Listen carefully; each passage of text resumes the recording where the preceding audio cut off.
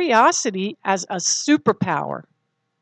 And the topic for today is the world is an oyster. Our first passage is by Ernest Holmes. We do not change all of the patterns of our thoughts in a moment. Rather, it takes place little by little until gradually the old thought patterns become transformed into new ones by some inner alchemy of the mind. Our second is by Barack Obama. Change will not come if we wait for some other person or some other time. We are the ones we've been waiting for. We are the change that we seek. Let's mindfully affirm together. I am a catalyst for change in the world. And at this time, I would love to introduce, it is my pleasure to introduce Reverend Kathleen. Much. Thank you, Monica.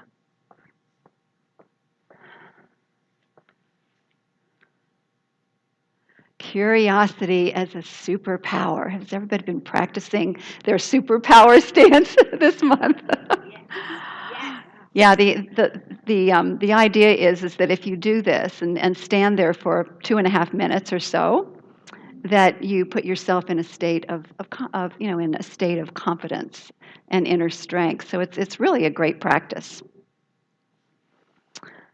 So curiosity truly is a superpower, and we have been exploring it this month. And the idea is that when we approach the mystery of life, and that includes the challenges, with a question, and with empowering questions, not why is this happening to me, but how is this for me? What am I to learn? How am I to grow?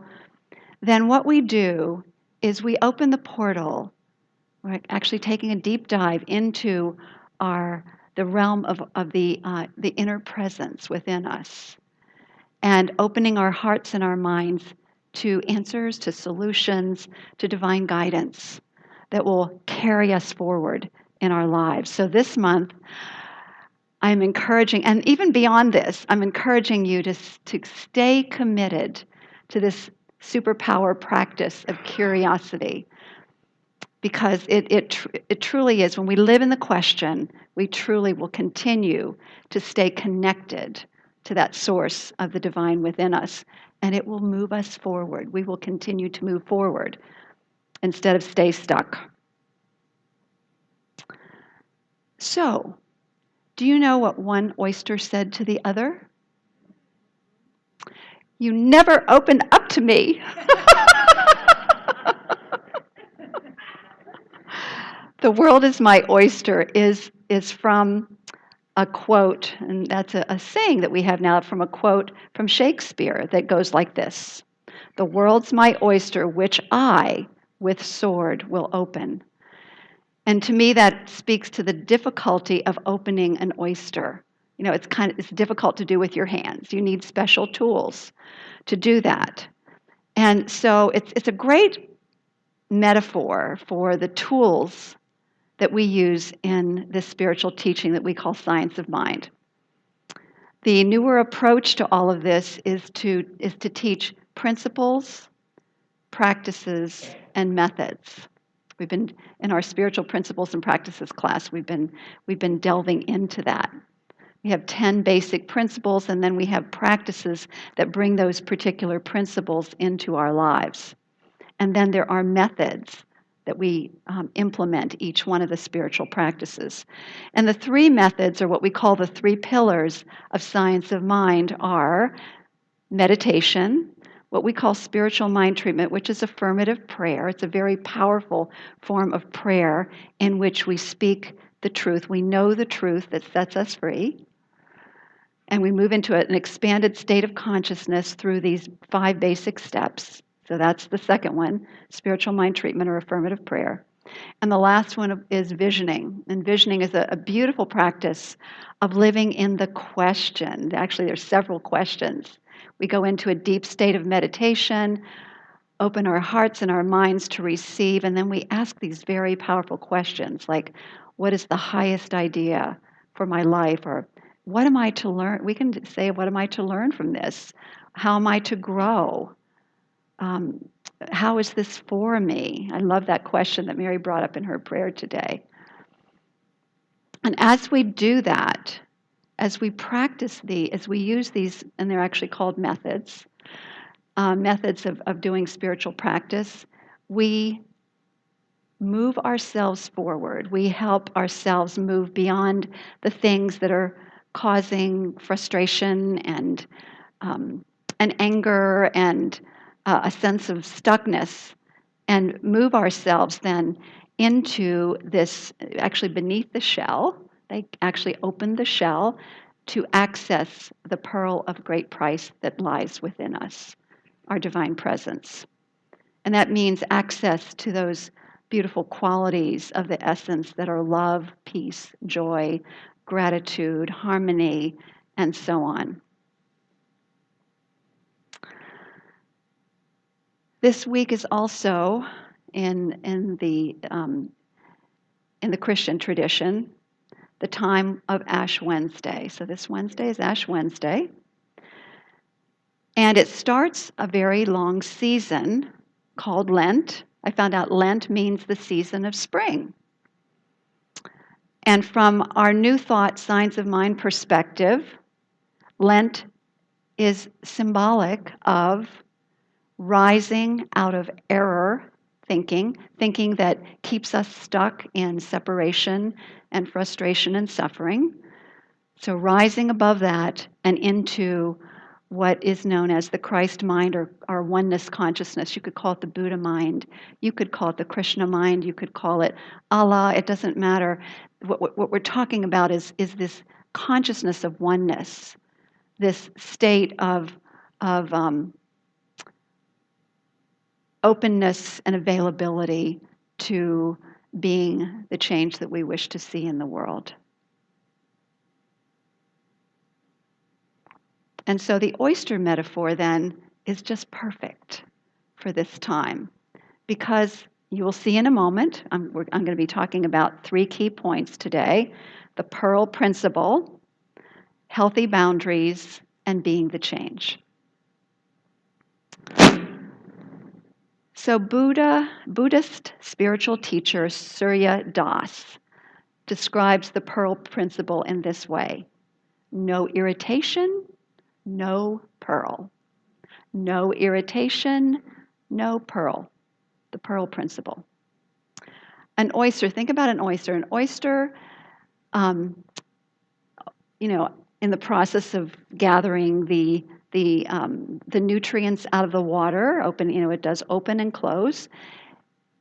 It can get some sand inside, some sand stuck inside, and that is a terrible irritant for the oyster.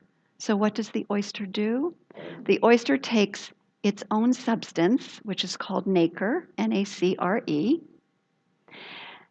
which becomes mother of pearl. And the mother of pearl is what the shell is made out of, but also it begins to cover that grain of sand with this nacre or pearl, and over time it continues to grow in size.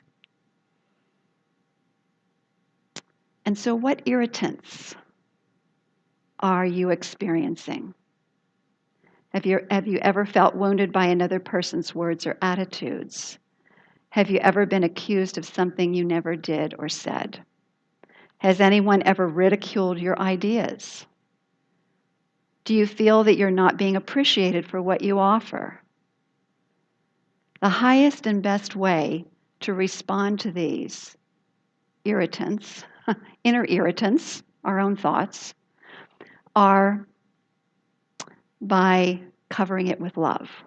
And it doesn't mean that we don't acknowledge it or recognize it or feel our feelings or any of those things. We're not talking about spiritual bypass here. But we're talking about bringing love, bringing our loving presence to the situation. In the book of Colossians, chapter 3, verse 13, it says, "A pearl is a wound covered by love." A pearl is a wound covered by love. So in every relationship, there are times of ups and downs, and the downs we can call irritants. However, if the bond is strong enough, the offended person will forgive. And the mother of pearl in our relationships is love, showing up as forgiveness. Forgiveness is the go-to practice. And it's a powerful practice because it moves us out of victim consciousness and into a higher level, a higher state of consciousness. So love as forgiveness, as understanding, as empathy and compassion is the mother pearl of our relationships. Mother of pearl. And so just like the oyster, if we don't cover our wounds with love, they will continue to fester and remain unhealed and enter into all of the various aspects of our lives. Those who don't know how to forgive, don't know how to understand, don't know how to transform bitterness, won't heal. And they go around like empty oyster shells. So rather than to ignore the discomfort, we can use, and I love this tool, a radical forgiveness worksheet. I've used many of them over the years. A radical forgiveness worksheet. And as we fill it out, we let out our story. We let out our stuck emotion. And then what we do in the process is discover hidden beliefs, or maybe they're not so hidden beliefs, that are getting in the way of our growth and our expansion and our unfoldment.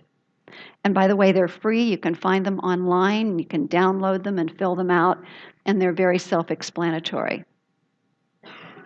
So as we fill out the worksheet and we have the hidden beliefs revealed, we also find the answer. And the answer is always in the form of compassion and a higher level of thinking, a higher level of consciousness.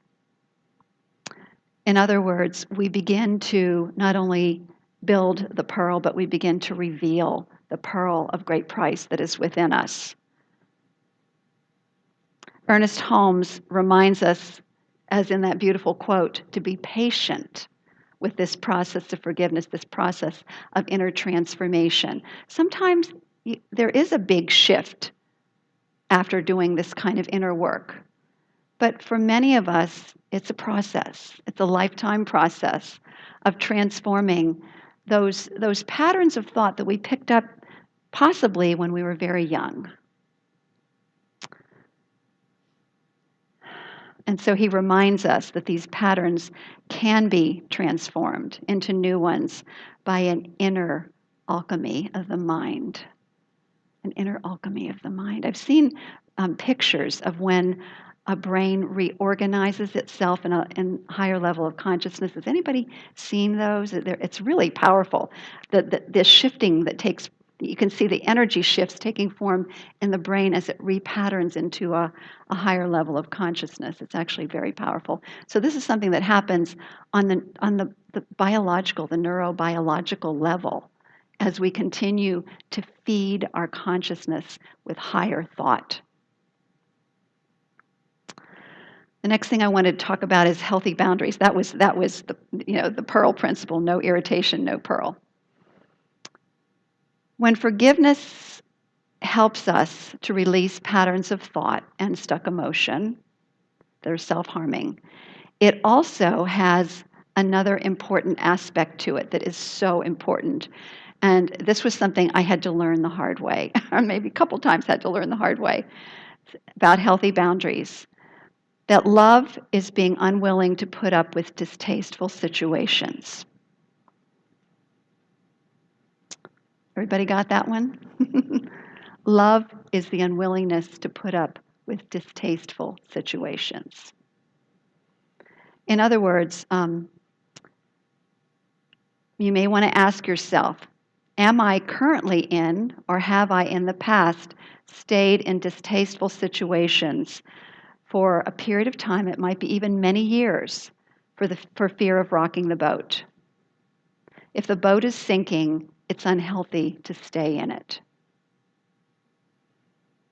So drowning then in unhappiness is not love. That is not love.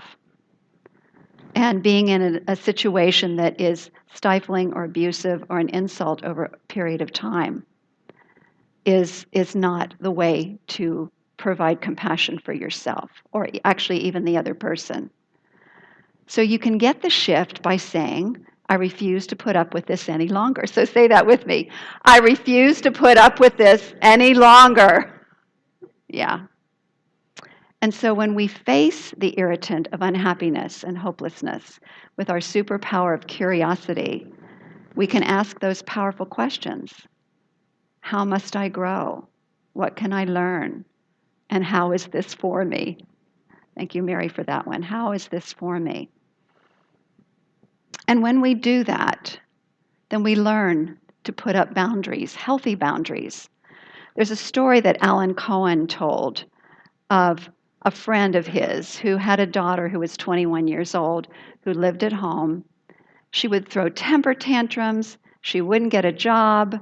She had a boyfriend come over and they'd smoke pot together in the house. And I could go on and on with all the different things that she did. And so she also locked her mother out of the bathroom for hours, and and there was only one bathroom in the house. So her mother finally said, I refuse to put up with this any longer. And so she said, either follow the rules of the house or leave. The daughter left for a while and then came back. And this time with a new attitude and a willingness to follow the rules and get herself a job and help move her life forward. One of the powerful tools to help with shift in consciousness, it's not only action, it's shifting in consciousness that we're calling for here, is another tool that I use quite often. It's called the fear to faith tool. It's something that we use in our classes, and it's something that I can absolutely share with all of you. It comes with a whole packet, actually, that is a whole process that helps you understand how to do this shift from fear to faith. And in the process of doing this worksheet, you come up with a prayer at the end, and it's something like, I release the belief in whatever, I release the need to what you do, and I'm grateful God is the quality that you're bringing into your life, I am. And you do that prayer 70 times for 7 days. Everybody know that principle, how that works? And after that, there is a shift in consciousness. It may not necessarily feel like that initially, but I've done many, many of these worksheets over the years, and what happens is the shift does take place, and then there's a little place at the bottom of the page where you write down the result over time when the result begins to show up. So that's a part of it, but then throughout the day, there's another piece to it. And that's to raise and praise the person that you're having a challenge with in love. Anytime you think about them throughout the day. I raise and praise you in love. I raise and praise you in peace. I raise and praise you in joy. I raise and praise you in harmony and goodness and whatever it is you might want to raise and praise them in.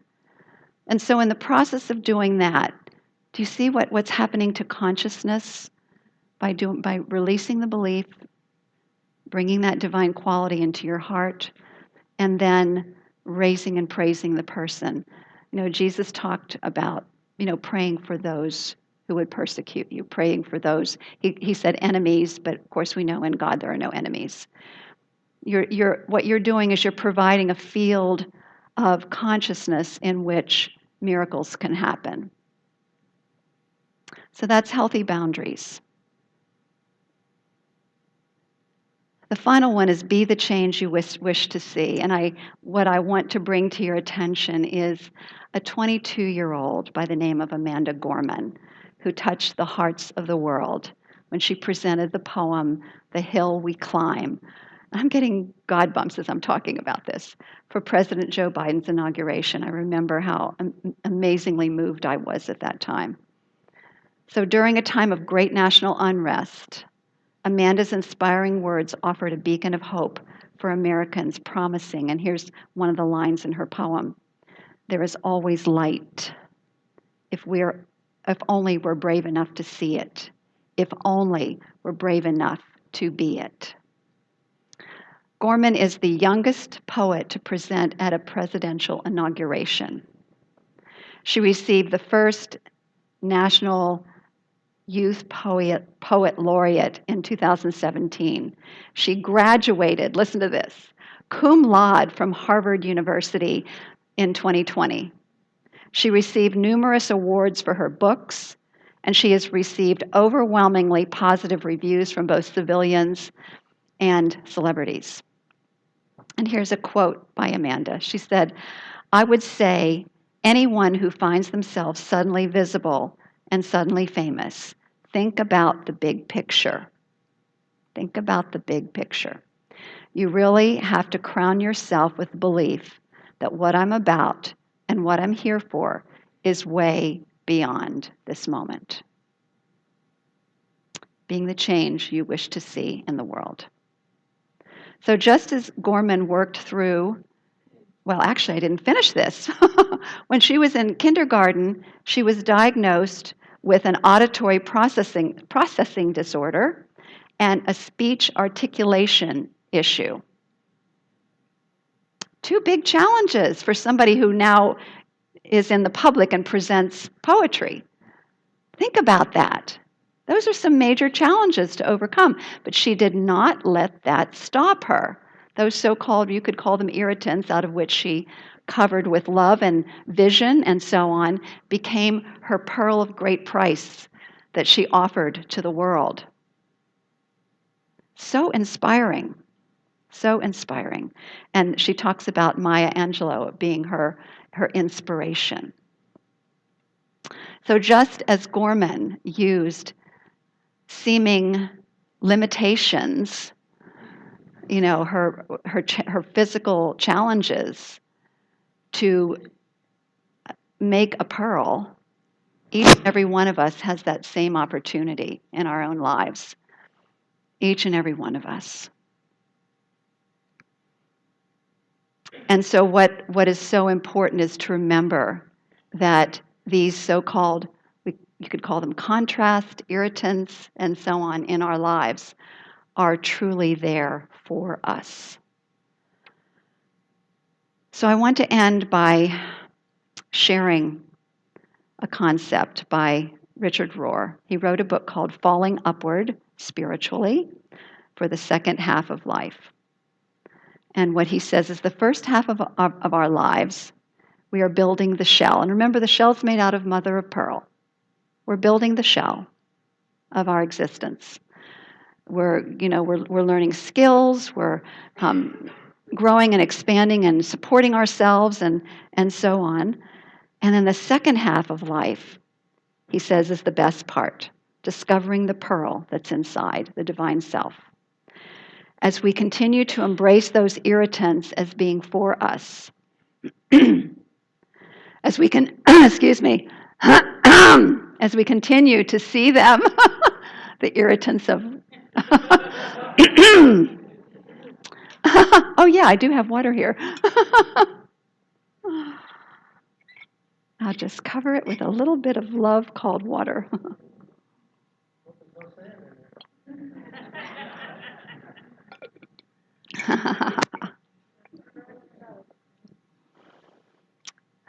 But as we do this, as we remember that we are here for a great and high and holy purpose, every single one of you, look around the room, everyone here is for great purpose.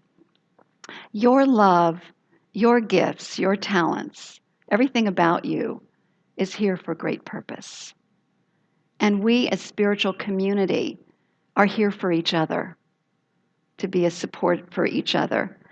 And that means to remember that we have many ways other than here on Sunday mornings. We have circles, and there's a circle after service today called the Power of Eight. I invite you to come. It's a great way, and you don't have to have any experience whatsoever. It's just simply an opportunity to hold a particular vision or intention for the person who chooses to be the one who wants to have an irritant transformed. Let's put it that way. And it's so powerful. It's called the Power of Eight because Lynn McTaggart found that when you gather a group of people together with a common intention, you focus on the intention for 10 minutes for the person who's in the center, that we're using the power, the creative power of our divine nature to transform the situation. And so it's another opportunity for us to be a healing presence and to heal. And the people in the circle gain as much benefit as the one in the center. That's called the mirror effect.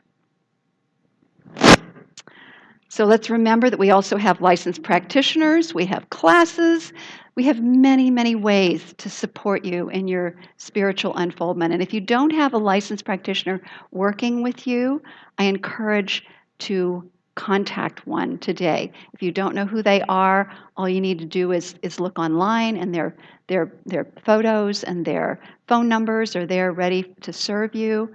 And we also have a prayer box that you can put your name in, and it doesn't have to be some healing that you're putting in there. You could put in a goal or aspiration that you want to achieve, and we will pray for that as well. So let's turn within in prayer. Breathe, relax, let go, trust. Knowing in this beautiful, perfect, and present moment, the entirety of the presence of the divine is. Call it God, call it Allah, call it Great Spirit, call it the universe. This presence is common to all beings everywhere. It is the source of intelligence and love that gives birth to this ever unfolding universe. And it is our life, for there is only this life, and therefore it must be our lives. We're made in the likeness and image of this creative genius of the universe. It's in our very essence. So we are that light, that love, that intelligence, that wisdom of the divine individualized, that creativity of the divine individualized, right here and right now.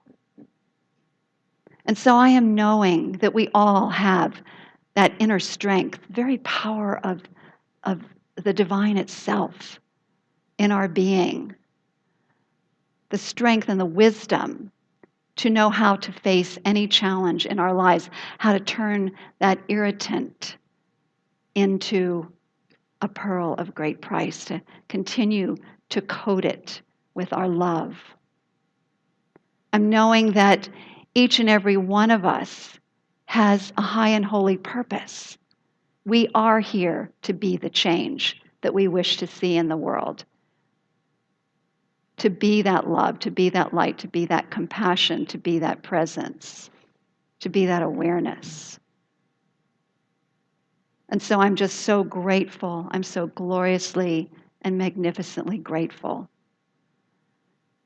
to be among others who are here to be that presence of change, that presence of love. And so it is with a very grateful heart for this shift in consciousness, this alignment with truth, as we continue to rise in consciousness through this entire Lenten period together. I celebrate that, and I release this word to the omni-action of universal law. I breathe, I relax, I allow it to sink deep and to truly trust in the process of this divine unfoldment. And I invite us all to accept this truth into our hearts with a powerful yes, and so it is. Yes.